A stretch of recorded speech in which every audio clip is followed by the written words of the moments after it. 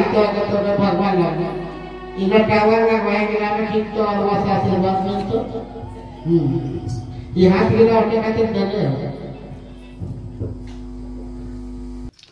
हरे श्री कृष्ण गोविंद हरे मुरारी हे नाथ नारायण वासुदेव हे नाथ नारायण वासुदेव हे नाथ नारायण वासुदेव श्री कृष्ण गोविंद हरे मुरारी हे नाथ नारायण वासुदेव हे नाथ नारायण वासुदेव हे नाथ नारायण वासुदेव श्री कृष्ण गोविंद हरे मुरारी हे नाथ नारायण वासुदेव हे नाथ नारायण वासुदेव श्री कृष्ण गोविंद हरे मुरारी हे नाथ